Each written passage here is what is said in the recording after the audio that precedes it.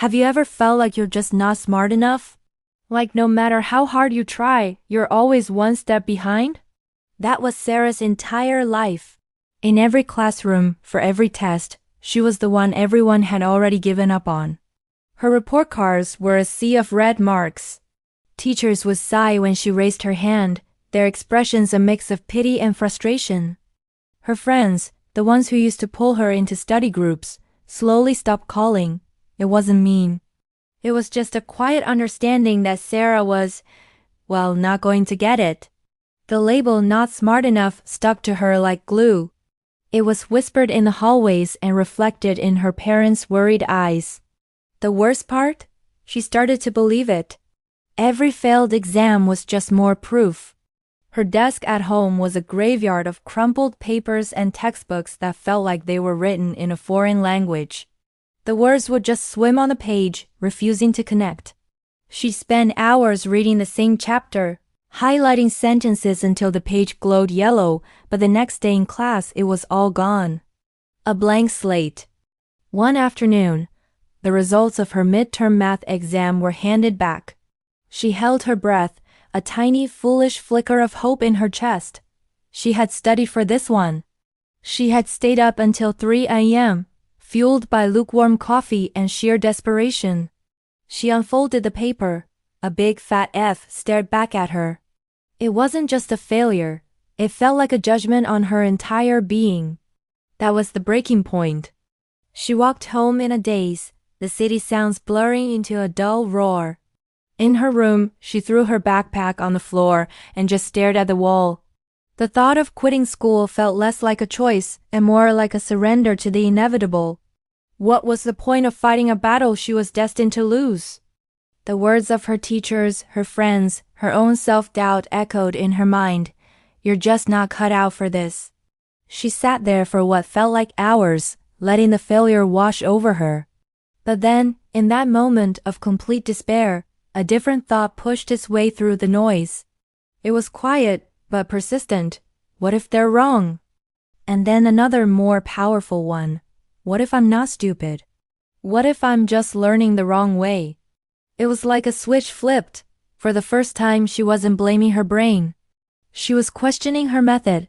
What if highlighting wasn't helping? What if rereading chapters was just a waste of time? That night, she didn't open her textbook.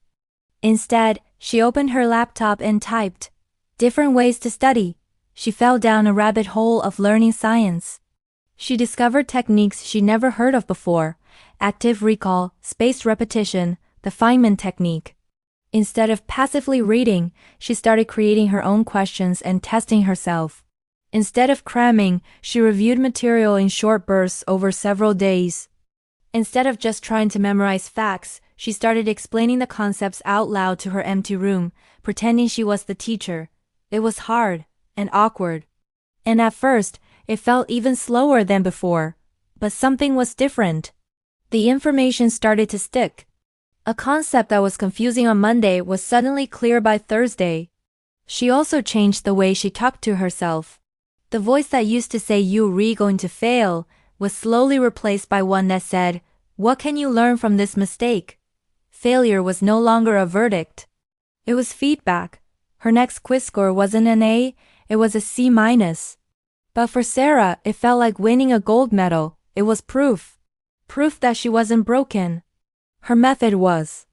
Slowly, painstakingly, the C-s became C's, then B's. Her teachers started to notice. The sighs were replaced with looks of surprise. One day, her math teacher asked her to stay after class. She braced for the worst, but instead, he just looked at her and said, "Sarah, I don't know what you're doing differently, but keep doing it. It's working." Years passed. Sarah didn't just pass her exams. She started acing them. She found subjects she was passionate about, things she was genuinely good at. The girl who almost dropped out of high school went on to graduate with honors. She went to college and then to graduate school, eventually becoming an educational psychologist. Today, she dedicates her life to helping students who are exactly like she was, the ones labeled not smart enough. She teaches them that their brains aren't the problem. It's about finding the key that unlocks their own unique way of learning.